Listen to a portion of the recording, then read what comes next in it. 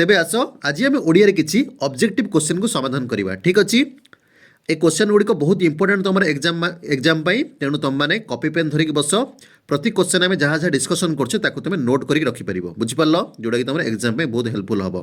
आ गोटे कथा मुझे रखे आम डिस्क्रिप्शन बॉक्स को जाकि तुम आम टेलीग्राम चैनल लिंक दिखाई तुम से जॉइन कर जहाँ जहाँ आम इंपोर्टेंट नोटिफिकेशन है कि भिडियोज नोटिफिकेशन है तुमको सब से मिल टेलीग्राम चैनल रे। ठीक अच्छे तो डिस्क्रिप्शन बॉक्स को जीव से आम टेलीग्राम चैनल लिंक रही से जॉइन हो पार। अच्छा ठीक अच्छे एवं आम कौन करवा आज आम प्रथम क्वेश्चन टाक स्टार्ट करवा। ठीक अच्छे देख फास्ट क्वेश्चन टा देछि पिलाटी क्रंदन करुछि कौन देछि पिलाटी क्रंदन करुछि एठारे केउ क्रिया व्यवहार हेछि बुझिपारल से पचारुछि कि केउ क्रिया एठारे व्यवहार हेछि।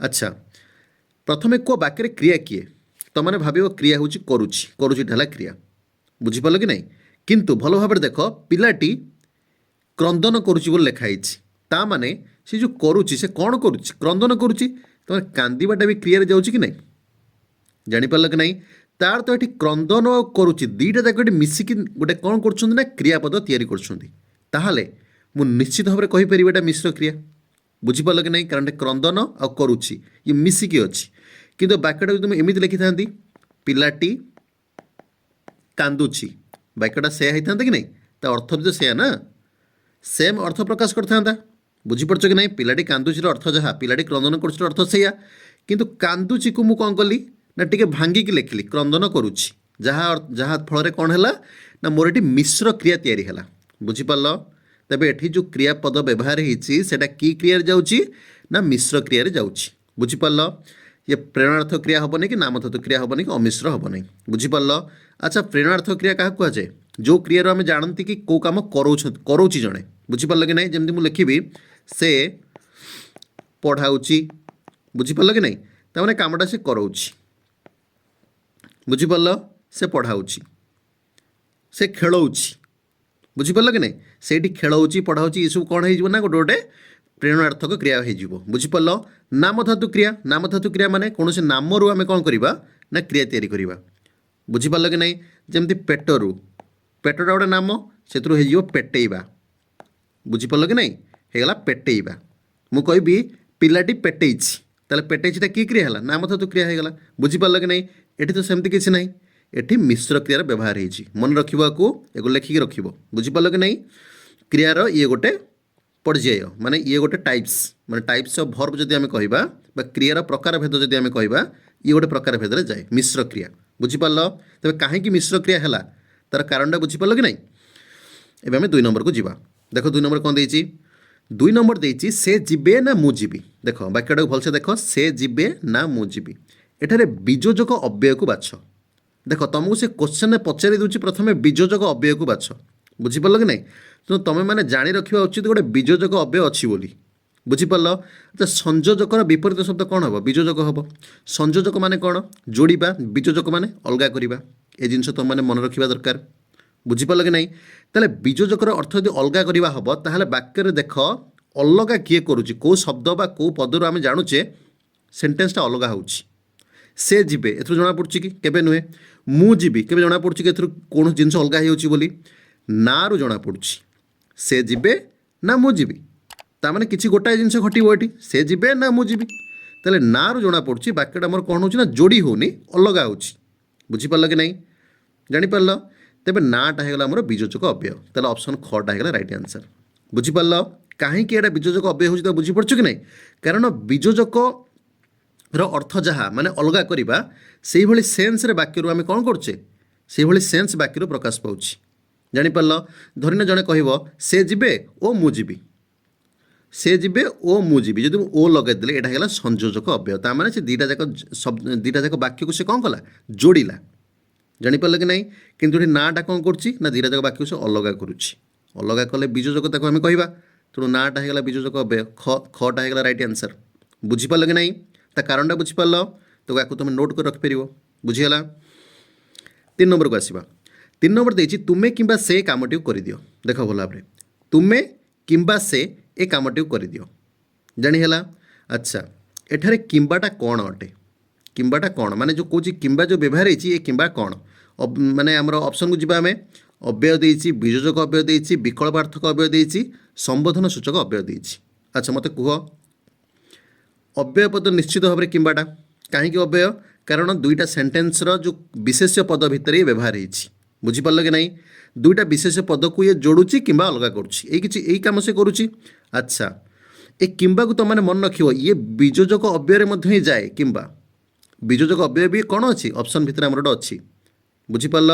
କାରଣ କିମ୍ବାଟା କ'ଣ କରେ ଦୁଇଟା ବାକ୍ୟକୁ ସେ ଅଲଗା କରେ। କିନ୍ତୁ ଏ କ୍ଷେତ୍ରରେ ଯେମିତି ଧରିନିଅ ମୁଁ ଗୋଟେ ସେଣ୍ଟେନ୍ସଟା ଲେଖିବି ତୁମେ ଯାଅ, ବୁଝିପାରିଲ କି ନାହିଁ? ତୁମେ ଯାଅ କିମ୍ବା ସେ ଯାଉ, ତୁମେ ଯାଅ କିମ୍ବା ସେ ଯାଉ। ବୁଝିପାରିଲ? ଏଠି ବି ଦେଖ ଦୁଇଟା ବାକ୍ୟ କ'ଣ ହେଉଛି ଅଲଗା ହେଉଛି, କିମ୍ବା ଦ୍ୱାରା ଏଠି ଅଲଗା ହେଉଛି। ଏଠି ବାକ୍ୟ ଯୋଡ଼ି ହେଉନି, ବାକ୍ୟ ଦ୍ୱାରା ଅଲଗା ହେଉଛି। ବୁଝିପାରିଲ କି ନାହିଁ? କିନ୍ତୁ ଏ ସେଣ୍ଟେନ୍ସରେ ତୁମମାନେ ଭଲ ଭାବରେ ଲକ୍ଷ୍ୟ କର, କିମ୍ବାରୁ ଟିକେ ଲକ୍ଷ୍ୟ କର, ତୁମେ କିମ୍ବା ସେ କାମଟିକୁ କରିଦିଅ। ତାମାନେ ତୁମେ କର କିମ୍ବା ସେ କରୁ, ତାମାନେ ଏଠି ଗୋଟେ ବିକଳ୍ପ ଅର୍ଥ ବି ବ୍ୟବହାର ଆସୁଛି, ବିକଳ୍ପାର୍ଥକ ଅବ୍ୟୟ। ତାମାନେ କ'ଣ ତୁମେ କର, ତୁମେ ଯଦି ନ କରିବ ସେ କରିବ, ତାମାନେ ତୁମ ବିକଳ୍ପରେ ସିଏ କରିବ। ବୁଝିପାରିଲ କି ନାହିଁ? ତାମାନେ ଏଠି ଆମେ ବିକଳ୍ପାର୍ଥକ ଅବ୍ୟୟ ବୋଲି ଏକ ମଧ୍ୟ କହିପାରିବା। ବୁଝିପାରିଲ? ବାକ୍ୟର ସେନ୍ସଟା ଗୋଟେ ନଜର କର ଭଲ ଭାବରେ, ତୁମେ କିମ୍ବା ସେ କାମଟିକୁ କରିଦିଅ। ତାମାନେ ସେ ବାକ୍ୟର ସେନ୍ସରୁ କ'ଣ ନଜର ଆସୁଛି ଆମକୁ, ଯେ ବାକ୍ୟ ଅଲଗା ହେଉ କି ନ ହେଉ ବାକ୍ୟରେ ବିକଳ୍ପ ଅର୍ଥରେ କିଛି ଜିନିଷ ବ୍ୟବହାର ହେଇଛି। ତୁମେ କର ବା ସିଏ କରୁ। ବୁଝିପାରିଲ କି ନାହିଁ? ତୁମେ କର କାମଟାକୁ କିମ୍ବା ସିଏ କରୁ, ସେଇ କଥା ସିଏ ଏଠି କହିଛି। ବୁଝିପାରିଲ କି ନାହିଁ? ତୁମେ କିମ୍ବା ସେ ଏ କାମଟିକୁ କରିଦିଅ। ତାମାନେ କାମଟା ନିହାତି ହେବା ଦରକାର, ତୁମେ କର କିମ୍ବା ସେ କରୁ। ବୁଝିପାରିଲ କି ନାହିଁ? ତାହେଲେ ବିକଳ୍ପ ଅର୍ଥ, ତୁମର ବିକଳ୍ପରେ ସେ କାମଟିକୁ କରିବ, ତାହେଲେ ବିକଳ୍ପାର୍ଥକ ଅବ୍ୟୟ ବୋଲି ଆମେ କହିବା। ବୁଝିପାରିଲ? ଏବେ ଜାଣିପାରିଲ କି ନାହିଁ? ତାହେଲେ ଏଠି କିମ୍ବା କ'ଣ ଅଟେ ବିକଳ୍ପାର୍ଥକ ଅବ୍ୟୟ ଅଟେ। ସମ୍ବୋଧନ ସୂଚକ ଅବ୍ୟୟ କେବେ ନୁହେଁ। କେମିତିକା? ସମ୍ବୋଧନ ସୂଚକ ଅବ୍ୟୟରେ କେମିତି ଲାଗିଥାଏ, ଯେମିତି କୁହନ୍ତି ଆଲୋ, ଆଲୋ ଆମେ ଲଗାନ୍ତି ଯେଉଁ ଆଲୋ ଝିଅ, ଏ ଯେଉଁ ଲଗେଇକି ଯେଉଁ କୁହନ୍ତି ଏ ଆଲୋଟା ହେଉଛି କ'ଣ ନା ଗୋଟେ ମାନେ ସମ୍ବୋଧନ ସୂଚକ ଅବ୍ୟୟ। ବୁଝିପାରିଲ କି ନାହିଁ? ଏମିତି ଯେଉଁ ଶବ୍ଦ ସବୁ ବାକ୍ୟରେ ବ୍ୟବହାର ହେଇଥାଏ ସେଠି ଆମେ କ'ଣ କହିବା, ତାକୁ ଆମେ ସମ୍ବୋଧନ ସୂଚକ ଅବ୍ୟୟ। ଜାଣିପାରିଲ କି ନାହିଁ? ବୁଝିଗଲା? ତେବେ ସେଇ କ୍ଷେତ୍ରରେ ଆଚ୍ଛା ଅବ୍ୟୟ ବି ଗୋଟେ ଅଛି ଅପସନ୍ରେ, এটা তো নিশ্চিত অব্যয় পদ, তেণু অব্যয় ঠাରୁ বেশি ঠিক কোটা হব বিকল্পার্থক অব্যয়। অব্যয় লেখিলে কিছু ভুল হবনি, যদি বিকল্পার্থক নথান্তা তাহলে আমি অব্যয় পদ বলে লিখিথান্তে। বুঝিপারল? কিন্তু যেহেতু বিকল্পার্থক অব্যয় এটি অছি, বাক্যর বিকল্পর যে সেন্সটা আমাকে জনা পড়ুছি। বুঝিপারল কি নাই? বিকল্প সেন্সরে বাক্যটি কুহাইছি, তেণু আমি বিকল্পার্থক অব্যয়কে কম করা টিক করা। বুঝিপারল? এবে 4 নম্বরକୁ আসবা। 4 নম্বর দিয়েছি দ্বন্দ্ব শব্দর শুদ্ধ রূপ କ'ଣ? দেখ এই যে দ্বন্দ্ব লিখিছি নাকি, এই যে দ্বন্দ্ব যে লিখিছি আমি সাধারণত এই দ্বন্দ্বটা ঠিক বলে বুঝতে। আমি যদি কিଏ কহব লেখিল দেখা দ্বন্দ্ব, আমি এমতি হি লিখিদেবা দ্বন্দ্ব। দেখুন দরে ব ফলা দো দ ন দ্বন্দ্ব ହେଲା କି ନାହିଁ? তাহলে দ্বন্দ্বটা হয়ে গেল আম পাই এটা ঠিক, কিন্তু এটা বাস্তବରେ এটা ভুল। ইয়ার গোটে শুদ্ধ রূপ ଅଛି। କ'ଣ ইয়ার শুদ্ধ রূপটা ଅଛି? দেখ অপশন দিয়েছি দ্বন্দ্ব দিয়েছি, মানে যাহা লিখিଥିଲା সেইটা, মানে কিছু ভুল নাই, এটা ঠিক হব। দ্বন্দ্ব ଅଛି, দ্বন্দ্ব ଅଛି, দ্বন্দ্ব ଅଛି, କେଉଁଟା ଭିତରେ ଠିକ୍ ହେବ? ମନେ ରଖିବ ତୁମମାନେ ଦ୍ୱନ୍ଦ୍ୱର ଶୁଦ୍ଧ ରୂପ ହେଉଛି ଘ, ଅପସନ୍ ଘ। ତାମାନେ ଦରେ ବ ଫଳା, ଦରେ ବି ବ ଫଳା ରହିବ। ବୁଝିପାରିଲ? ଏଇଟା ହେଉଛି ତାର ଶୁଦ୍ଧ ରୂପ। ବୁଝିପାରିଲ କି ନାହିଁ? ଏକ ମନେ ରଖିବ ତୁମମାନେ। ବୁଝିଗଲା? 5 নম্বরକୁ ଆସିବା। 5 নম্বর ଦେଇଛି ବିଶ୍ୱସ୍ତ ଶବ୍ଦର ଶୁଦ୍ଧ ରୂପ କ'ଣ? ବିଶ୍ୱସ୍ତ ଶବ୍ଦର ଶୁଦ୍ଧ ରୂପ କ'ଣ? ଏ ବିଶ୍ୱସ୍ତ ଆମେ ମଝିରେ ମଝିରେ କ'ଣ କରନ୍ତି ବାକ୍ୟରେ ବା କହିବା ବେଳେ କାହାକୁ ଆମେ ବାରମ୍ବାର ବ୍ୟବହାର ବି କରନ୍ତି ବିଶ୍ୱସ୍ତ, ସେ ବିଶ୍ୱସ୍ତ ଲୋକଟିଏ, ଏମିତି କରନ୍ତି କି ନାହିଁ? କିନ୍ତୁ ଆମର ଜଣା ନଥାଏ ସେଇଟା ସ୍ଥ ହେବ କି ସ୍ତ ହେବ। ବୁଝିପାରିଲ? ମନେ ରଖିବ ତୁମମାନେ ସେଇଟା ହେବ ସ୍ତ। ତାମାନେ ଅପସନ୍ କଟା ହେବ ରାଇଟ୍ ଆନ୍ସର୍। ବୁଝିପାରିଲ? ବିଶ୍ୱସ୍ତ ନୁହେଁ, ବିଶ୍ୱସ୍ତ। ঠিক ଅଛି। ସେ ବିଶ୍ୱସ୍ତକୁ ନେଇକି ଏଠି ବି ଗୋଟେ ଟର୍ମ ଅଛି, ବିଶ୍ୱସ୍ତ ଅଛି, ଏଟା ତ ହେବନି, ଇଏ ଅଛି ବିଶ୍ୱସ୍ତ, ଇଏ ଭୁଲ। ଏଇ ବିଶ୍ୱସ୍ତ ପାଖରେ ତୁମେ କନଫ୍ୟୁଜ୍ ହେଇପାର, ଏଇ ଅପସନ୍ ଖ ପାଖରେ କେଉଁ ସ ହେବ, କିନ୍ତୁ ମନେ ରଖିବ ମଝିରେ ହେବ ତାଲବେଶ, ତାପରେ ହେବ ଦନ୍ତେଶ। ବୁଝିପାରିଲ କି ନାହିଁ? ତେବେ ଅପସନ୍ କଟା ହେବ ରାଇଟ୍ ଆନ୍ସର୍, ମାନେ ବିଶ୍ୱସ୍ତ, ସ୍ଥ ନୁହେଁ। ମନେ ରଖିଲ? ଆଚ୍ଛା 6 নম্বরକୁ ଯିବା। ସାମ୍ୟ ଶବ୍ଦର ବିପରୀତ ଶବ୍ଦଟା କ'ଣ? ସାମ୍ୟ ମାନେ କ'ଣ? ସମାନତା, ସାମ୍ୟତା, ସମାନତା। ବୁଝିପାରିଲ କି ନାହିଁ? ତାର ବିପରୀତଟା ଅସମାନତା ହେବ। ବୁଝିପାରିଲ କି ନାହିଁ? ଅସାମ୍ୟ ଅଛି, ଅସାମ୍ୟ କେବେ ହେବ ନାହିଁ, ତାର ବିପରୀତ ଅସାମ୍ୟ କୁହାଯାଏ ନାହିଁ। ବୁଝିପାରିଲ କି ନାହିଁ? ଆଚ୍ଛା ବିଷମ୍ୟ, ବିଷମ୍ୟ ତାର ସେନ୍ସ ଠିକ୍ ଅଛି କିନ୍ତୁ ଶବ୍ଦଟା ଭୁଲ ଅଛି। ବୁଝିପାରିଲ କି ନାହିଁ? ବିଷମ୍ୟ ହେବନି, କ'ଣ ହେବ ନା ଅପସନ୍ ଗ ହେବ ବୈଷମ୍ୟ। ସାମ୍ୟର ବିପରୀତ କ'ଣ? ବୈଷମ୍ୟ। ବିଷମ୍ୟ ତ କେବେ ନୁହେଁ, तार विपरीत कौन हम वैषम्य वैषम्य माने प्रकार भेद जोटा माने अलग अलग हवाटा कहते वैषम्यता बुझिपार कि नहीं साम्यर हम वैषम्य मन रखिए यार विपरीत शब्द बुझीगला 7 नंबर को आसवा 7 नंबर देखिए षाण्मासिक शब्दर विपरीत शब्दटा कौन षाण्मासिक परीक्षा तुम मैंने स्कूल रे देथिबो कि नहीं सेटा कहुए कि परीक्षा तुम हाफ इयरली परीक्षा माने अर्धवार्षिक परीक्षा तेज ऑप्शन जो अर्धवार्षिक अच्छी से केवे हेनी कारण से विपरीत शब्द से पचारि षाण्मासिक गोटे सामान अर्थ हो कौटा अर्धवार्षिकटा तेणु षाण्मासिक विपरीत कौन हम ना वार्षिक कौन हम वार्षिक बुझीपार कि नहीं वार्षिक है द राइट आंसर अषाण्मासिक एटा केबे नुहे खाली अ लगेदेले जो विपरीत शब्द हो सेमती किसी माने ना बुझीपार कि नहीं प्रस्थान केबे भी हो पार ना बुझीपार कि नहीं तेणु षाण्मासिक विपरीत कौन है वार्षिक जापार अच्छा 8 नंबर को आसवा 8 नंबर देछि अलग शब्दटी को बाछ आम अलग शब्द को बाछा कौन कौन शब्द अच्छी बाचंगजम हाटक सुना स्वर्ण या भर अलग किए हम को देखा अलग किए हम स्वर्ण सुना ये दुटा सामान बोली तुम जाच स्वर्ण को सुना कहुए ठीक ना नहीं तेरे ये तो इक्वाल होगला एका होगला तेरे ए दुजन सांगे आउ किए सामान अच्छी मन रख हाटक को मध्य सुना बोली कहती बुझीपार हाटक माने सुना तेल अलग तेल किए हो बाचंगजम अलग हो तुम पचार बाचंगजमर अर्थ कौन बाचंगजमर अर्थ होती मुनि जो मुनि ऋषि आम कहती मुनि को बाचंगजम बोली कहुए बुझीपार ए शब्द को भल मन रख ठीक अच्छे हाटक माने सुना या भूल ना बुझीपार कि नहीं स्वर्ण तो तुमने आगुरी शुणीच कि हाटक माने सुना मन रख बाचंगजम माने मुनि बोली मन रख तेणु ये अलग किए होगा बाचंगजम अलग होगा कारण हाटक सुना स्वर्ण ये गोटे अर्थर शब्द बुझीपार कि नहीं अच्छा 9 नंबर को आसवा 9 नंबर देछि अलग शब्द टी बाछ सेम क्वेश्चन गोटे देछि कौन कौन देछि निर्मल मेध्य विध्र विमल बुझीपार कि नहीं तुम मैंने निर्मल आउ विमल ये दुटा शब्द पाखापाखि शुणी कि मेध आउ विध्र ये दुटा शब्द तुम मान प्रायतः नुआ होता पारे ठीक अच्छे कि नहीं तेल ये दुटा शब्द आज आम पढ़ा बुझा भल भाव देख निर्मल माने कौन सफा परिष्कार बुझीपार कि नहीं विमल माने सफा परिष्कार तेणु क आउ घ ये दुटा एक सामान अर्थबोधक शब्द तेबे ए दुटा सागर आउ किए सामान अर्थ अच्छी ताकू नहीं गले बाकी अलग हो बुझीपार कि नहीं भल भाव मन रख जो विध्र देछि विध्रर माने विमल बा निर्मल बुझीपार ए शब्द को मन रख विध्र माने होची सफा निर्मल विमल ये अर्थटा व्यवहार हुए तेणु अलग होगा मेध्य बुझीपार कि नहीं तेल मेध्यर माने कौन मेध्यर माने होची पवित्रता कौन पवित्रता जो आम कहते कि मंदिर को आम पवित्र मानसिकतार सहित जीवा दरकार बुझीपार कि नहीं जो पवित्रता शब्दर व्यवहार हुए से मेध्य बुझीपार कि नहीं तेणु मेध्य मानला पवित्रता से अलग होगा तेणु विध्र कौन होगा विध्र होगा विध्रटा आमर तार अर्थटा कौन है निर्मल है बुझीपार कि नहीं तो जापार तेज कौटा अलग आमर ये है मेध्य आमर ये अलग होगा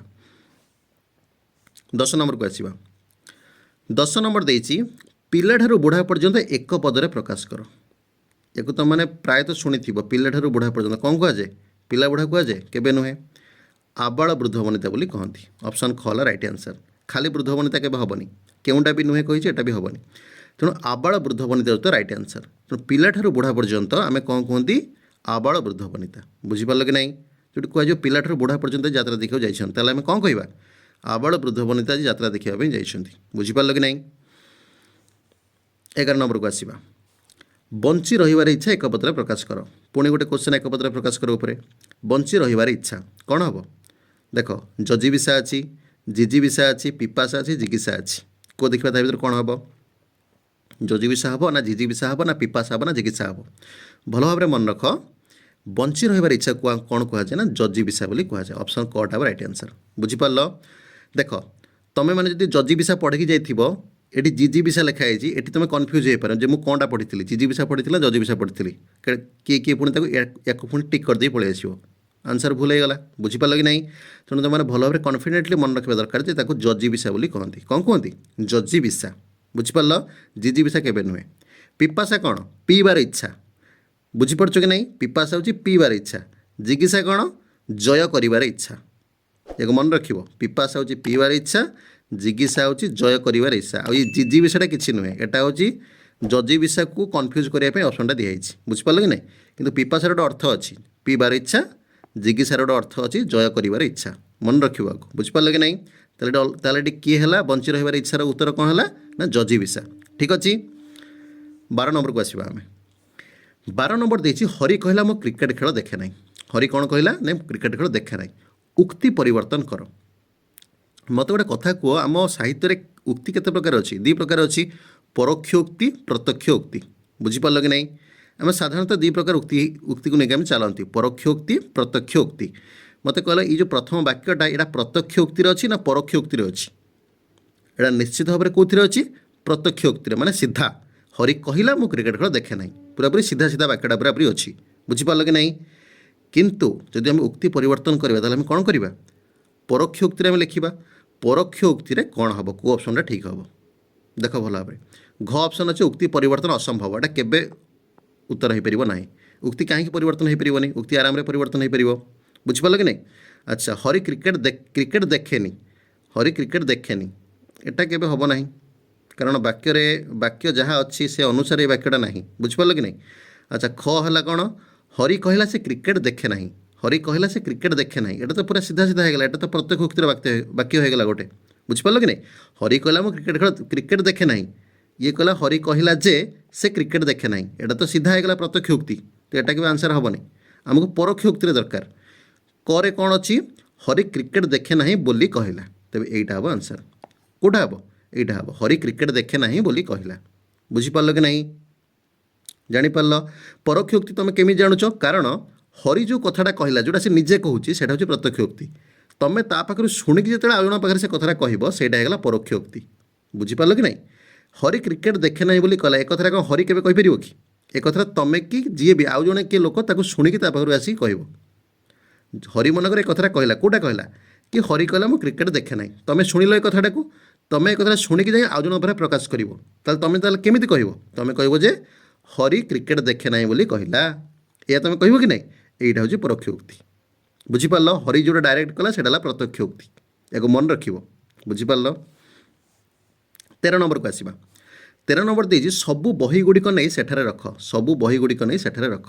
ବାକ୍ୟରେ ଭୁଲ କେଉଁଠି ରହିଛି? ଦେଖିବା, କହିଲ ବାକ୍ୟରେ ଭୁଲ କେଉଁଟା ରହିଛି? ଗୋଟେ ଭଲ କ୍ୱେଶ୍ଚନଟେ। ଭୁଲ କାଢ଼ିବାଟା ନିହାତି ଆମେ ଶିଖିବା ଦରକାର। ବୁଝିପାରିଲ କି ନାହିଁ? ସବୁ ବହିଗୁଡ଼ିକ ନେଇ ସେଠାରେ ରଖ। କେଉଁଠି ଭୁଲ ଅଛି? ସେ କହିଲା ଏଠାରେ, ତାମାନେ ସେ କହୁଛି ସେଠାରେ ଯେଉଁଠି ଅଛି, ସେ କହୁଛି ସେଠାରେ ନୁହେଁ, ଏଟା ଏଠାରେ ହେବ। ସବୁ ବହିଗୁଡ଼ିକ ନେଇକି ଏଠାରେ ରଖ କି ସେଠାରେ ରଖ, ଏଥିରେ ଅସୁବିଧା କ'ଣ ଅଛି? ଏଥିରେ ଭୁଲ କାହିଁକି ହେବ?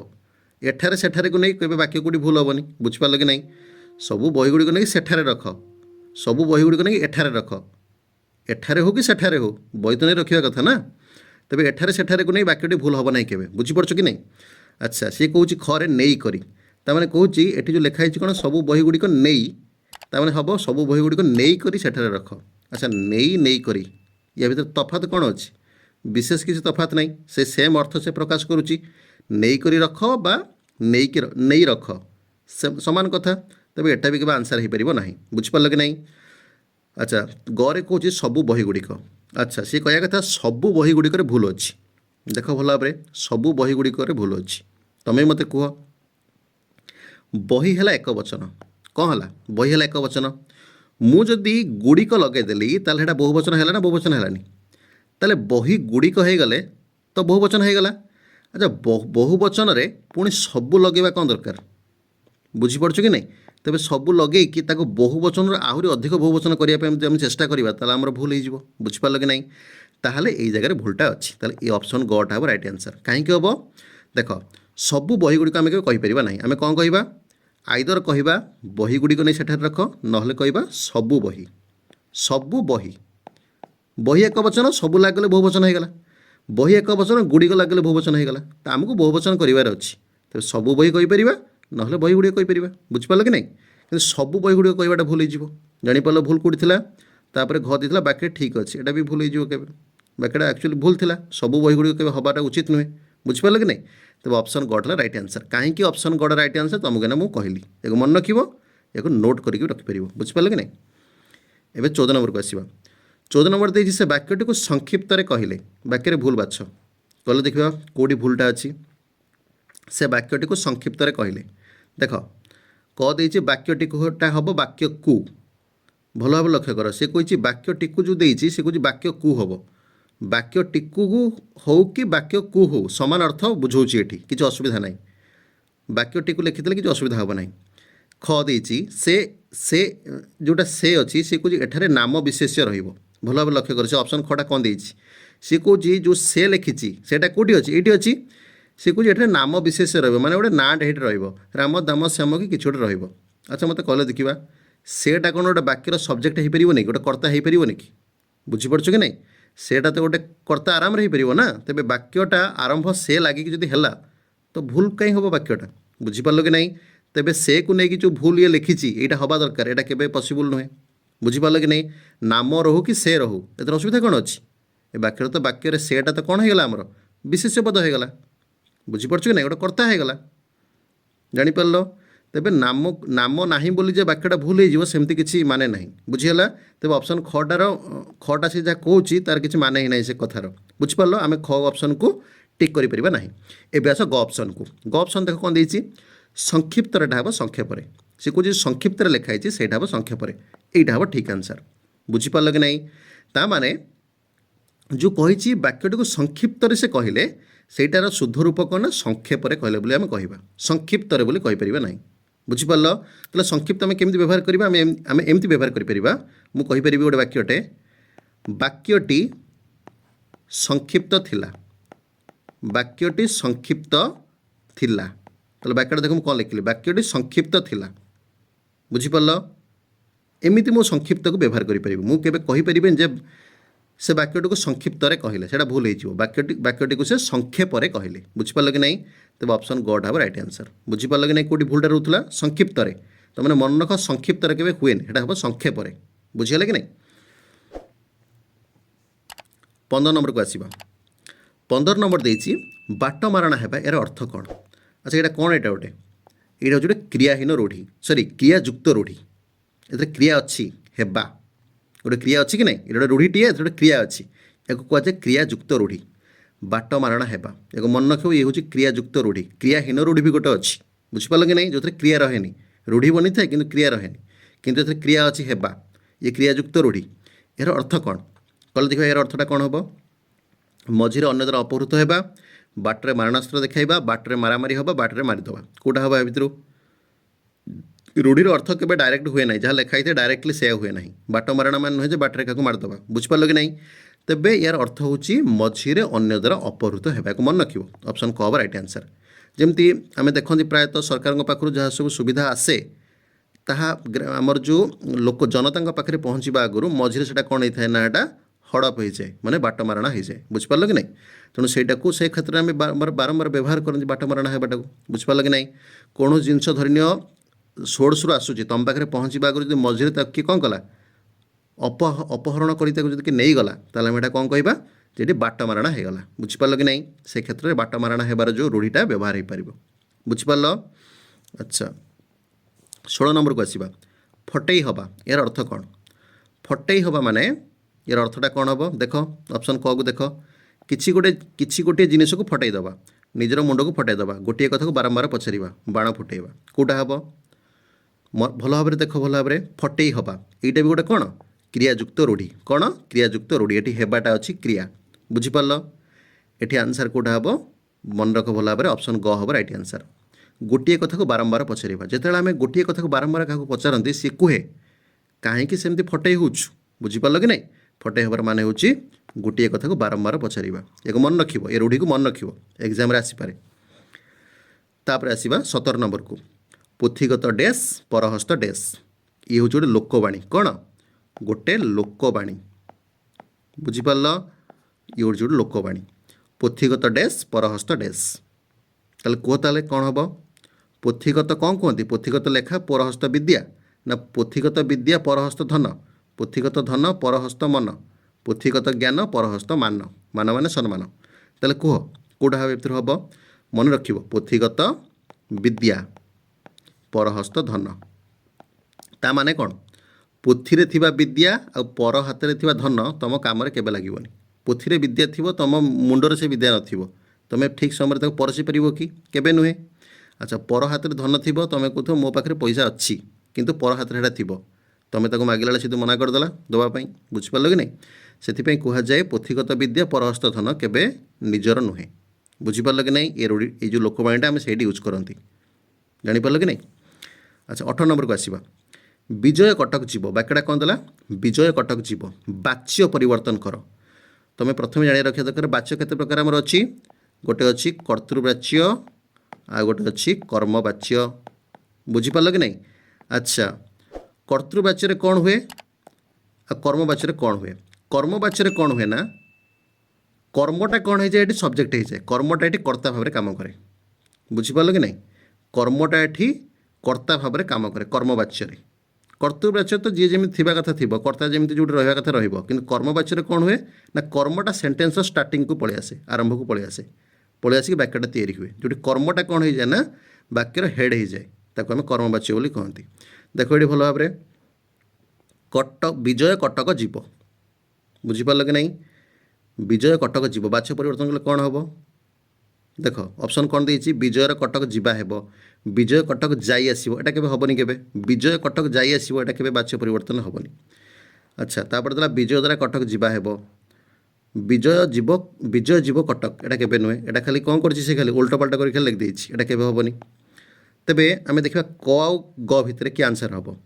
ବିଜୟର କଟକ ଯିବା ହେବ, ତାହେଲେ କେଉଁଟା ଯିବା ହେବ? କଟକ ଯିବା ହେବ। ଇଏ ହେଲା କର୍ମ, ଇଏ ବର୍ତ୍ତମାନ ବାକ୍ୟର ହେଡ଼୍ ହେଇଯାଇଛି। କ'ଣ ଯିବା ହେବ? କ୍ରିୟା ଦେଖ କିଏ ଅଛି? କ୍ରିୟା କ'ଣ ଅଛି ନା ଯିବା ହେବ। ତ କ'ଣଟା ଯିବା ହେବ? କଟକ ଯିବା ହେବ। ତାହେଲେ କର୍ତ୍ତା ତାହେଲେ ଏଠି କିଏ ପାଲଟିଗଲା? କଟକ ପାଲଟିଗଲା। ବୁଝିପାରିଲ କି ନାହିଁ? ଆଚ୍ଛା କିଏ ଯିବ ନା ବିଜୟ। ତାହେଲେ ବିଜୟର କଟକ ଯିବା ହେବ। ତାହେଲେ ଏଇଟା ହେଇଗଲା କ'ଣ? ବାଚ୍ୟ ପରିବର୍ତ୍ତନ। ଏଇଟା ହେଇଗଲା କର୍ମବାଚ୍ୟ। କି ବାଚ୍ୟ ହେଇଗଲା? ଏଇଟା ହେଇଗଲା କର୍ମବାଚ୍ୟ। ବୁଝିପାରିଲ କି ନାହିଁ? ଇଏ ହେଇଗଲା କର୍ମବାଚ୍ୟ। ଆଚ୍ଛା ଗ ଅପସନ୍କୁ ଆସିବା। ବିଜୟ ଦ୍ୱାରା କଟକ ଯିବା ହେବ। ହଁ ଏ ବାକ୍ୟଟା ମଧ୍ୟ ଠିକ୍ ହେଇପାରିବ। ବିଜୟ ଦ୍ୱାରା ହିଁ କଟକ ଯିବା ହେବ। ବୁଝିପାରିଲ କି ନାହିଁ? ତେବେ ଅପସନ୍ କ ଆଉ ଅପସନ୍ ଗ ଏ ଦୁଇଟାକ ରାଇଟ୍ ଆନ୍ସର୍ରେ ଯିବେ। ବୁଝିପାରିଲ କି ନାହିଁ? ବୁଝି ହେଉଛି କଥାଟା? ଆମେ ସବୁବେଳେ ମନେ ରଖିବା ଗୋଟେ ଅଛି କର୍ତ୍ତୃବାଚ୍ୟ ଆଉ ଗୋଟେ ଅଛି କର୍ମବାଚ୍ୟ। କର୍ମବାଚ୍ୟରେ କ'ଣ ହୁଏ? କର୍ମଟା ସେଣ୍ଟେନ୍ସର ଷ୍ଟାର୍ଟିଂକୁ ପଳେଇ ଆସେ। ମାନେ କର୍ମଟା କ'ଣ ହେଇଯାଏ ନା ସେଣ୍ଟେନ୍ସର ବା ବାକ୍ୟର ହେଡ଼୍ ପାଲଟିଯାଏ, ସବଜେକ୍ଟ ପାଲଟିଯାଏ, କର୍ତ୍ତା ପାଲଟିଯାଏ। ବୁଝିପାରିଲ କି ନାହିଁ? ତେବେ ସେ କ୍ଷେତ୍ରରେ ସେ ବାଚ୍ୟଟାକୁ ଆମେ କ'ଣ ସେ ବାକ୍ୟକୁ କ'ଣ କହିବା? କର୍ମବାଚ୍ୟରେ ବାକ୍ୟଟା ଆମର ଅଛି। ବୁଝିପାରିଲ କି ନାହିଁ? ଯେମିତି ତୁମେ ଦେଖିଲ ଦୁଇଟା ବାକ୍ୟ କ'ଣ ଅଛି? କର୍ମବାଚ୍ୟରେ ଅଛି। କ୍ରିୟାକୁ ଦେଖିକି କୁହ କର୍ତ୍ତା ଏଠି କିଏ? କ୍ରିୟା ହେଲା ଯିବା ହେବ। ତେବେ କ'ଣ ଯିବା ହେବ? କଟକ ଯିବା ହେବ। ଇଏ ବର୍ତ୍ତମାନ ହେଡ଼୍ ପାଲଟିଗଲା ବାକ୍ୟରେ। ବୁଝିପାରିଲ କି ନାହିଁ? କିନ୍ତୁ ପ୍ରଥମ ବାକ୍ୟରେ କ'ଣ ଥିଲା? ଏଇ ବାକ୍ୟଟା ଲକ୍ଷ୍ୟ କର। ବିଜୟ କଟକ ଯିବରେ କଟକଟା କର୍ମ ଥିଲା। ବୁଝିପାରିଲ କି ନାହିଁ? ବିଜୟ ଥିଲା କର୍ତ୍ତା। କିନ୍ତୁ ଯେତେବେଳେ ବାଚ୍ୟ ପରିବର୍ତ୍ତନ ହୋଇଗଲା କଟକଟା ହୋଇଗଲା ହେଡ଼୍। ବୁଝିପାରିଲ କି ନାହିଁ? ତେବେ ସେଥିପାଇଁ ଆମେ ତାକୁ କହିଲେ କର୍ମବାଚ୍ୟ। ଏହାକୁ ମନେ ରଖିବ। ଏବେ ଆସିବ 19 ନମ୍ବରକୁ। 19 ନମ୍ବର ଦେଇଛି ଝଡ଼ କମିବାରୁ ପିଲାମାନେ ଘରକୁ ଫେରିଲେ। ଏହା କେଉଁ ବାକ୍ୟ? କହିଲେ ଦେଖା କେଉଁ ବାକ୍ୟ? ଆଚ୍ଛା ଏଠି ଓ କିମ୍ବା ବା ବୁଝିପାରିଲ କି ନାହିଁ ଏବଂ ଏସବୁ ଜିନିଷ ଅଛି କି ଏଠି? ଏସବୁ ଜିନିଷ ଯେଉଁଠି ରହିଲା ସେ ଯେଉଁ ଯୌଗିକ ବାକ୍ୟ। ଯେତେବେଳେ ଦୁଇଟା ବାକ୍ୟ ଯେତେବେଳେ ଯୋଡ଼ାଯାଏ ସେତେବେଳେ ସେ ତାକୁ ଯୌଗିକ ବାକ୍ୟ ଆମେ କହନ୍ତି। ବୁଝିପାରିଲ କି ନାହିଁ? ତ କି ବାକ୍ୟ କୁହାଯାଏ? ଯୌଗିକ ବାକ୍ୟ। କିନ୍ତୁ ଏଥିରେ ସେଗୁଡ଼ା ନାହିଁ। ତେବେ ଯୌଗିକ କେବେ ନୁହେଁ। ଆଚ୍ଛା ଜଟିଳ ବାକ୍ୟ କାହାକୁ କୁହାଯାଏ? ଯେତେବେଳେ ଦୁଇଟା ବାକ୍ୟ ଜଟିଳ ବାକ୍ୟରେ ଦୁଇଟା ବାକ୍ୟ ଥିବ ଆଉ ଗୋଟେ ବାକ୍ୟ ଆଉ ଗୋଟେ ବାକ୍ୟ ଉପରେ ନିର୍ଭର କରୁଥିବ। ବୁଝିପାରିଲ କି ନାହିଁ? ସେତେବେଳେ ତାକୁ ଆମେ କହିବା ଜଟିଳ ବାକ୍ୟ। କିନ୍ତୁ ଏ ବାକ୍ୟରେ ଦେଖିଲ ଇଏ ତ ଗୋଟାଏ ମାତ୍ର ବାକ୍ୟ। ଝଡ଼ କମିବାରୁ ପିଲାମାନେ ଘରକୁ ଫେରିଲେ। ଏଠି କେଉଁ ବାକ୍ୟ କାହା ଉପରେ ଡିପେଣ୍ଡ କରୁନି, ନିର୍ଭର କରୁନି। ତେଣୁ ଏ ବାକ୍ୟଟା ସରଳ ବାକ୍ୟରେ ଯିବ। କେଉଁଥିରେ ଯିବ? ସରଳ ବାକ୍ୟରେ ଯିବ। ବୁଝିପାରିଲ କି ନାହିଁ? ଏଇଟା ଜଟିଳ ନୁହେଁ କି ଯୌଗିକ ନୁହେଁ କି ମିଶ୍ର ନୁହେଁ। ଏଠି କେଉଁ ବାକ୍ୟ କାହା ସହିତ କିଛି ମିଶିକି ନାହିଁ। ବୁଝିପାରିଲ କି ନାହିଁ? ତେବେ ଝଡ଼ କମିବାରୁ ପିଲାମାନେ ଘରକୁ ଫେରିଲେ ଗୋଟେ ସରଳ ବାକ୍ୟଟି, ସରଳ କଥାଟି। ବୁଝିପାରିଲ? ଭଲ ଭାବରେ ମନେ ରଖିଲେ କି ନାହିଁ? ଜଟିଳ ବାକ୍ୟ କାହାକୁ କୁହାଯାଏ? ଯେତେବେଳେ ଦୁଇଟା ବାକ୍ୟ ଥିବ ଯୋଡ଼ି ହେଇକି କିନ୍ତୁ ଗୋଟେ ବାକ୍ୟ ଆଉ ଗୋଟେ ବାକ୍ୟ ଉପରେ ନିର୍ଭର କରୁଥିବ। ବୁଝିପାରିଲ କି ନାହିଁ? ଯେତେବେଳେ ଅଜା ଆସିବେ ସେତେବେଳେ ଆମେ ତାଙ୍କ ସାଙ୍ଗରେ ଯିବୁ। ତା'ମାନେ ଯେତେବେଳେ ଅଜା ଆସିବେ ଉପରେ ସେତେବେଳେ ଆମେ ଯିବୁଟା ନିର୍ଭର କରୁଛି କି ନାହିଁ? ଯଦି ଅଜା ନ ଆସନ୍ତି ଆମେ ଯାଇପାରିବୁନି। ବୁଝିପାରିଲ କି ନାହିଁ? ଏଇଟା ହେଇଗଲା ଜଟିଳ ବାକ୍ୟ। ଇଏ ଜଟିଳ ବାକ୍ୟର କଥା। ରାମ ସେଠିକି ଯିବ ଓ ଆମେ ସେଠାକୁ ଯିବୁ। ଇଏ ହେଇଗଲା ଯୌଗିକ ବାକ୍ୟ। ତା'ମାନେ ବାକ୍ୟ ଯୋଡ଼ା ହେଉଛି ଓ ଦ୍ୱାରା। ବୁଝିପାରିଲ? ଏ ଯୌଗିକ ଜଟିଳକୁ ଛାଡ଼ିଲେ ଆଉ ଗୋଟେ ହେଲା ସରଳ। ସରଳ ବାକ୍ୟରେ ସେମିତି କିଛି ନଜର ଆସେନି। ସେ ସାଧା କଥାଟିଏ ଲେଖା ହେଇଥାଏ। ବୁଝିପାରିଲ? ଦେଖ 20 ନମ୍ବରକୁ ଆସ। ନିର୍ଜନ ଶବ୍ଦର ସନ୍ଧି କର। ଶେଷ କ୍ୱେଶ୍ଚନ୍, ତାକୁ ସାରିବା ଆଜି ବର୍ତ୍ତମାନ କରିକି ଏଟାକୁ। ନିର୍ଜନ ଶବ୍ଦର ସନ୍ଧି କର। କ'ଣ ହେବ? ନିର୍ଜନ ଏଇଟା କେବେ ହେବନି। ଖାଲି ନିର୍ଜନ ଭିତରେ ପ୍ଲସ୍ ଦେଇଦେଲେ କେବେ ବି ନିର୍ଜନ ହେବନି। ବୁଝିପାରିଲ କି ନାହିଁ? ନିଜନ ଏଇଟା କେବେ ନୁହେଁ। ନିଜଜନ ଏଇଟା କେବେ ହେବନି। ସେ କ'ଣ କହିଛି ଜ ହେଇକି ତୁମର ଜରେ ରେଫ୍ ଆସିଯିବ, ଏମିତି ତୁମେ ଭାବିପାର, ଏଇଟା କେବେ ହେବ ନାହିଁ କେବେ। ବୁଝିପାରିଲ କି ନାହିଁ? ମନେ ରଖିବ କ'ଣ? ଅପସନ୍ କଟ୍ ହେବ ରାଇଟ୍ ଆନ୍ସର୍। କାହିଁକି ହେବ? ଦେଖ ନିରେ ବିସର୍ଗ ଅଛି, ତାପରେ କ'ଣ ଅଛି? ବିସର୍ଗ ପରେ ଗୋଟେ ବ୍ୟଞ୍ଜନ ବର୍ଣ୍ଣ ଅଛି। କ'ଣ ଅଛି? ବ୍ୟଞ୍ଜନ ବର୍ଣ୍ଣ ଅଛି। ତାହେଲେ କ'ଣ ହେବ?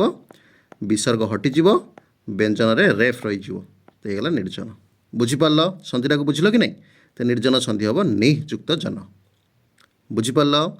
ତେବେ ଯେଉଁ 20ଟା କ୍ୱେଶ୍ଚନ୍ ଆମେ ଆଜି ସଲ୍ଭ କଲେ ବା ସମାଧାନ କଲେ, ତାକୁ ବୁଝିଲେ ଭଲ ଭାବରେ, ତାକୁ ତୁମମାନେ ନୋଟ୍ କରି ରଖିପାରିବ, ଯାହାକି ପ୍ରତିଟି କ୍ୱେଶ୍ଚନ୍ ଆମେ ତା'ର ଲଜିକ୍କୁ ଆମେ କ'ଣ କଲେ? ଡିସ୍କସନ୍ ବି କଲେ। ବୁଝିଗଲା? ଯାହାକି ତୁମର ଆଗାମୀ ଯେଉଁ ଏକ୍ଜାମ୍ ଅଛି ତା ପାଇଁ ବହୁତ ହେଲ୍ପଫୁଲ୍ ହୋଇପାରିବ। ଠିକ୍ ଅଛି? ତେବେ ଆଜିର ଭିଡ଼ିଓଟି ଏତିକି। ପରବର୍ତ୍ତୀ ଭିଡ଼ିଓରେ ଆମେ ପୁଣି କିଛି ନୂଆ କ୍ୱେଶ୍ଚନ୍ ସହିତ ଦେଖା ହେବା।